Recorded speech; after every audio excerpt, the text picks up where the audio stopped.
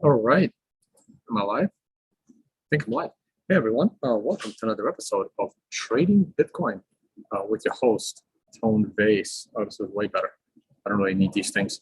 I hope you guys can hear me okay. Oh, shit. I knew I forgot something.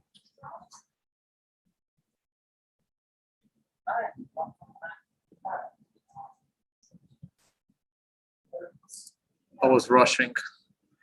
Let me just make sure I tweeted out the right link because I'm not sure I did. Need a second. Let's see. Am I streaming to the right link? Oh, and I forgot to change the thumbnail too.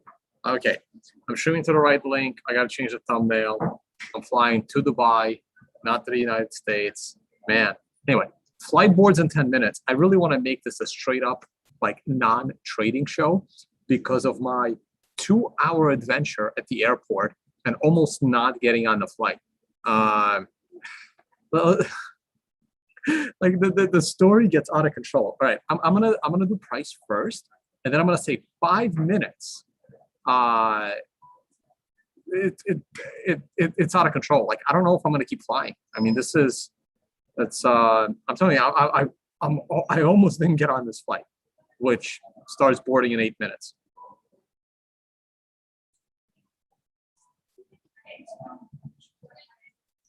Okay, let's see how many people are in the live chat.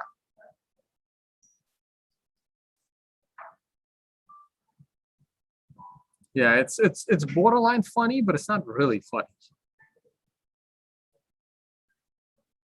Okay, quick look at the price. I haven't seen the price. Like I've been getting ready to go to the airport and then 2 hours. I never get to the airport this early. I just like I felt it. I'm like, you know what? I'm gonna get to the airport 3 hours early. And oh boy, did I need 2.5 hours of that.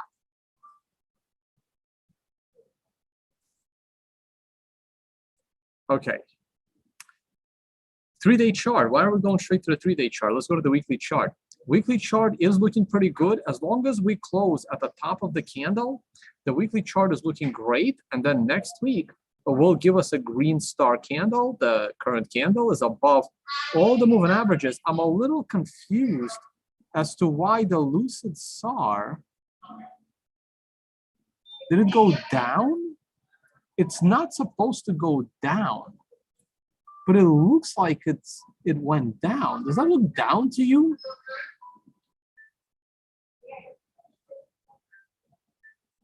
The Lucid SAR is never supposed to go down. It's only supposed to go up or stay flat. So that looks like it's down. Maybe my eyes are off. Oh, wrong thing.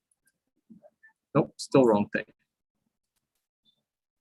No, it's flat. Okay, it stayed flat, which is also weird for the current candle. I don't know. Something.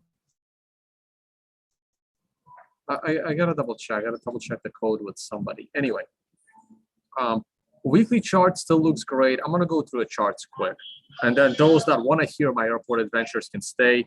Those that don't are free to go. So the 3-day chart, I have not yet won my bet with Joe Saz. The new candle has begun, and I do think this candle will probably win me the bet. Probably, if not, it'll win it eventually. Look how quickly the 3 period moving average has gone up. We remain 100% allocated based on Consensio on the 4-day chart. Sorry, it's a 4-day chart, not 3-day chart. Daily chart. The daily chart hits an MRI sell. I really wanted, yesterday's candle to be a little bit stronger, but this is still a legitimate MRI sell. So what we are looking for now is a 1 to 4 candle correction. Fortunately, I'm not really expecting this candle to shoot all the way up. I am expecting it to be in a correction. Now, if you had taken your profit already on this trade, I would say wait until a new swing high to re-enter the bullish trade. If you have not taken your profit yet on this current trade, I would wait until a new swing low.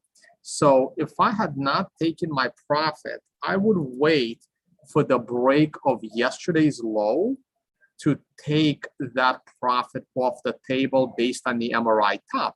Because right now the candle has started to be green. And it's possible that this candle is going to stay green. And if that happens, we have consolidation at the top of with the MRI. And consolidation with the MRI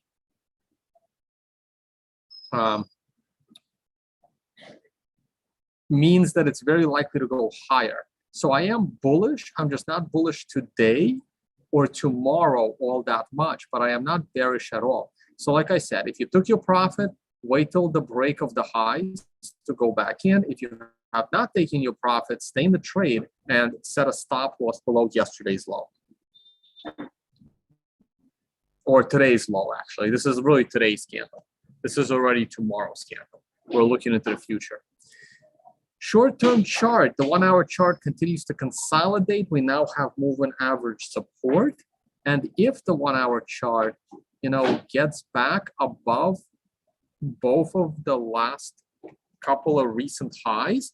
So if the 1 hour chart gets above, if the 1 hour chart, is flirting with 55,000 again, we probably are going to break out to the upside. This is GBTC. The premium is what I really want to see. The premium is an outright disaster. I talked about it last time. This is Bitcoin dominance, not interesting. This is gold, not interesting. I saw the candle all the way on the left. Oil, I remain very bullish oil, and I remain very accurate in that prediction. A couple of days, we're going to hit an MRI top, and then I'll be a little more conservative. This is S&P 500. The S&P 500 cooled off a little bit at the end of today's candle. And so far, I am totally neutral on the S&P 500. I have two more barriers. We got the MRI green star, which is good, but not enough. I need this to be above the moving average and above the prior swing high to be confident in another bull run. Until then, I'm going to trust the moving averages and that this is just a dead cat bounce. At the moment, we are literally sitting at the bottom end of a nasty trend line. I'm going to delete this, but just so you know, but you saw it. This chart is not going to be interesting, and this is not going to be interesting. Hey guys, I am off to Dubai. I am speaking at an unreasonable number of conferences. This is my affiliate page. Please support.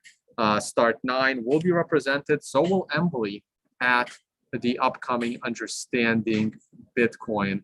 What I was going to was my calendar, and this is my ridiculousness that begins tomorrow evening with probably a dinner, but I don't land till like 10 p.m. So there's no way I'm going to make it to the dinner. But I will be at Coin Agenda, and on Saturday I will be at Expo. On Sunday I will be at Gulf Blockchain Summit on Monday.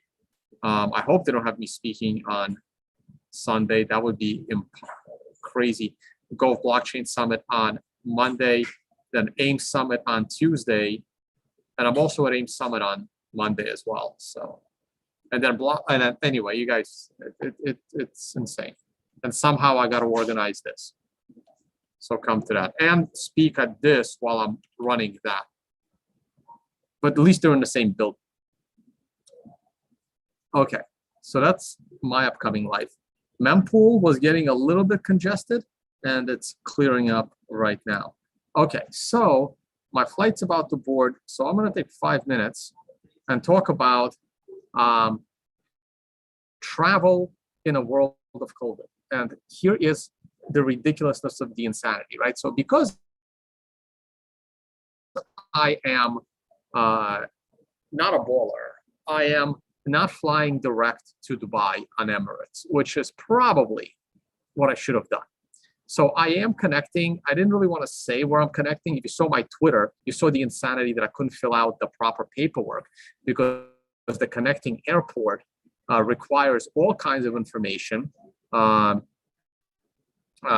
including obviously a negative COVID test, and they're supposed to require a vaccine. However, the only good thing is that I am able to connect through Zurich, Switzerland, as a fit to fly COVID recovered doctor's letter. So even though on their website it says that a vaccine is mandatory to connect through Switzerland, that is not true. Their legal paperwork says that natural immunity does exist and COVID recovery is sufficient. I had to argue a little bit, but I was able to at least get on that flight because I had no idea that a vaccine was supposedly mandatory to get on. So okay, so that's the good news. Of course, they're going through all kinds of paperwork and all this stuff. Crazy news. You must have international insurance. And I have insurance, which is also international. However, it doesn't say that on my insurance card. So they needed proof that my insurance is actually international, and Googling was not solving my problem. Calling them also wasn't solving my problem because the offices are closed. It's a little late in the US. Therefore, they weren't going to let me on this flight because I can't prove to them that I have insurance that is actually international.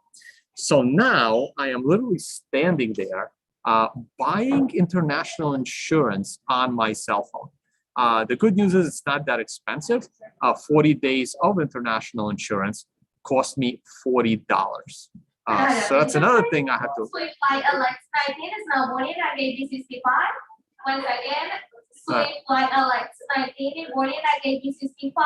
Please make your way to that's the my gate flight. for your aircraft. So, have a good flight. So that was an insanity because they weren't going to let me on without that part. So that's how they, get money out of you, right? You're supposed to pay for your COVID tests before you get to the airport. Now you're supposed to buy international insurance everywhere you go. So for everyone that's flying, I advise call your insurance company and get them to email you like a letter saying that you have international insurance. And if you can get them to list every single country on the planet in that email, that would probably be a great idea.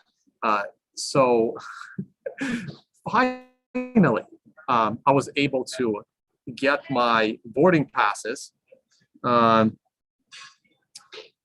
go through security. Now, I don't do the scanning machines. I take the pat down. I always did since they put in the law after 9/11. I've been opting out for the pat down out of principle ever since. I don't do those machines ever. I think maybe I did it twice because I was ridiculously late for a flight in my life. I do the pat down. I don't have global entry. I don't have TSA pre. I do the pat down. So the pat down, after they pat you down, they swab the gloves. And the swab of the gloves came up positive on the alarm. So for those that don't know, as to what happens when you trigger the alarm that you have some kind of, I don't know. Well, like for example, if you went to a gun range and you went shooting and then decided to go to the airport, you will absolutely flag for, residue. So our lounge gonna be closing in 5 minutes. Oh shit, lounge closing in 5 minutes, so they be out either way. So anyway, so when that alarm flags, they take you into the private room to give you another pat down and go through all your shit, swabbing everything inside your stuff. Now, if that also comes back positive for something, then it gets very interesting. They wouldn't even tell me what happens because I was asking, I'm like, what happens if it flags again? So, but here's the crazy part. Here's the government in action, right? So the first pat down that they do, they use the back of the hands on your sensitive areas.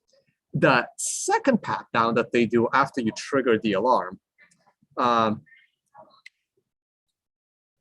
is they do another pat down, but this time they use the front of the hands across all areas. And then they swab the gloves. because apparently there is a difference between swabbing the gloves when you were patted down with the back of your hand versus the front of your hand. Just think about it, right? Like the only difference in the pat down was actually getting touched from the front of your hands. And then the rest of it is the same. Okay, now I gotta swap the gloves, and then I gotta swab you, and then we're gonna check it through the machine again. So anyway, so after that, I finally was able to get through everything, and I made it to the lounge to do this video, and the lounge is closing in 4 minutes, and my flight already started boarding. So thank you all for watching the Vays Airport Adventures. And I got to do all of this all over again in my connecting airport, by the way. They're going to check all my paperwork again.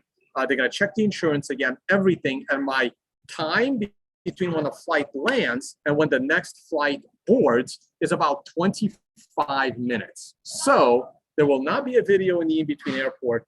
And hopefully I'll see you guys streaming from Dubai. All right. Talk to you all on the next one.